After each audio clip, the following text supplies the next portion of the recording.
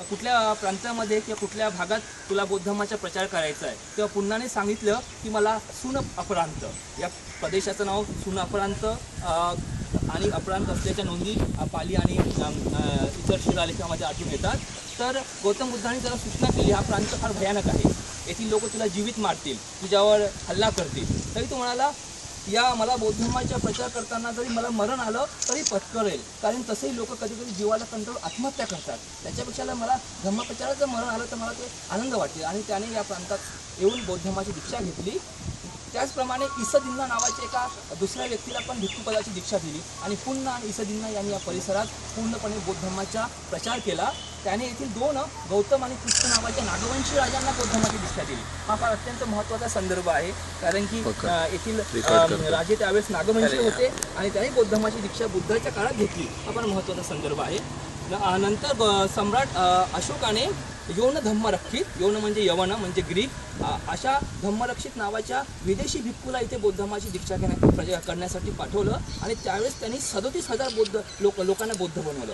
म्हणजे जर आपण त्यावेळेचा जर लोकसंख्येचा अभ्यास केला डेमोग्राफीचा, तर त्यावेळेस जर 37,000 लोक या परिसरातील बौद्ध झाले असतील, म्हणजे आपल्याला ऑलमोस्ट आपण जर ठाण्यापासून थेट म्हणजे न्यू बॉम्बे, नवीन बॉम्बेपर्यंतचा पूर्ण जे रिजन बघितलं तर ऑलमोस्ट सगळा बौद्धमय झाला होता बुद्धाच्या काळात. कारण की आजही त्या काळात मी 2,500 वर्षापूर्वीचं डेमोग्राफी आणि आजचं डेमोग्राफी याच्यामध्ये प्रचंड तफावत आहे.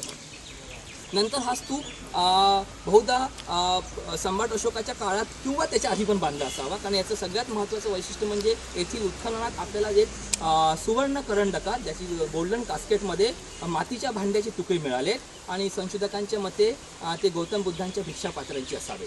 आपल्याकडे एकच उल्लेख आहे गौतम बुद्धाच्या भिक्षापात्रांचा. जेव्हा गौतम बुद्ध वैशालीचा निरोप घेत होते तेव्हा वैशालीचे लोक त्यांचा पाठलाग करत असताना गौतम बुद्धांनी आपलं त्यांना भिक्षापात्र दिलं होतं लिच्छवी लोकांना. तो एकमेव संदर्भ मिळतो. परंतु सुवर्ण करंडकामध्ये ज्या काही गोष्टी जतन केल्या जातात त्या आतापर्यंतच्या इतर उत्खननात सापडलेल्या, म्हणजे आमच्याकडे भट्टीपोलीचे एव्हिडन्स आहे, देवणी मोळीचे एव्हिडन्स आहे, पिपळवाहाचा म्हणजे कपिल वस्तूचा एव्हिडन्स आहे, आणि म्हणजे भारतामध्ये अनेक बौद्ध ठिकाणी जे उत्खनन झालं तर फक्त सुवर्ण करंडकात आतापर्यंत जे काही सापडलं ते अवशेष फक्त बुद्धाचेच आहेत. त्याच्यावरून येथे सापडलेले भिक्षापात्राचे अवशेष हे गौतम बुद्धाचे असतील. त्या दृष्टीने हा स्तूप फार महत्त्वाचा आहे. तर जगामध्ये असा दुसरा कुठलाही स्तूप नाही जिथं तुम्हाला भिक्षापात्राचे अवशेष भेटलेले आहेत. गौतम बुद्धांचा दंतावशेष जो पुढे नागभूमीतून इथे गेलेला आहे, श्रीलंकेत आहे. श्रीलंकेत गौतम बुद्धांचे भरपूर अवशेष आहेत, परंतु भिक्षापात्राचा जो संदर्भ आहे तो याच ठिकाणी आहे. नंतर इथे आपल्याला एक फार मोठं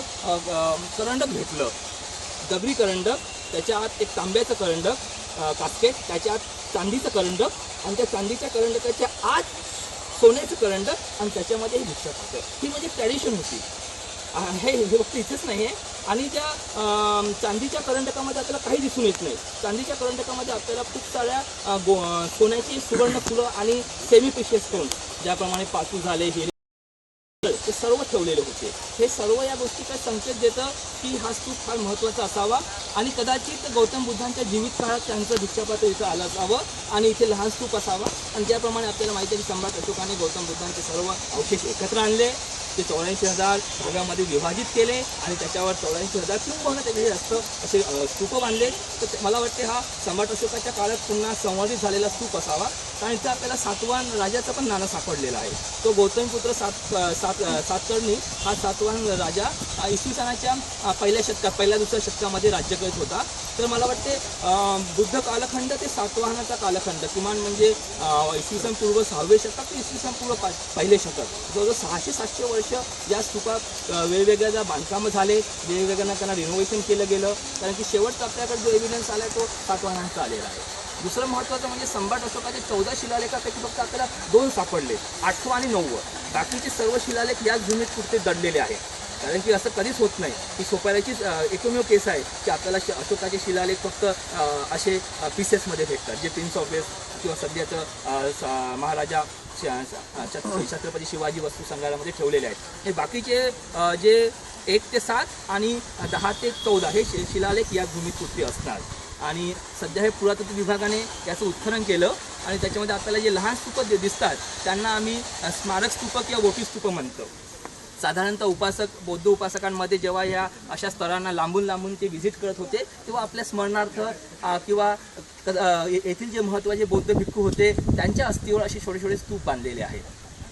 नंतर दुसरं महत्त्वाचं सोपाऱ्याचं वैशिष्ट्य म्हणजे सोपारा येथील बौद्ध लोकांनी भारतातील सर्व बौद्ध वास्तूंच्या निर्मितीसाठी फार मोठं योगदान केलं आहे. अगदी म्हणजे कारले भाजी असो की महाराष्ट्रातील लेण्या असो की थेट अगदी तुम्हाला मध्य भारतातील सांची असो, भारत असो, अशा अनेक ठिकाणी या लोकांनी दान दिलेलं आहे. कारण हे फार महत्त्वाचं पोर्ट होतं, बंदर होतं आणि जवळजवळ किमान 1000 ते 1200 वर्ष हे अगदी भरभराटीला आलेलं महत्त्वाचं बौद्ध धर्माचं केंद्र होतं. आपण हा स्तूप बघूया.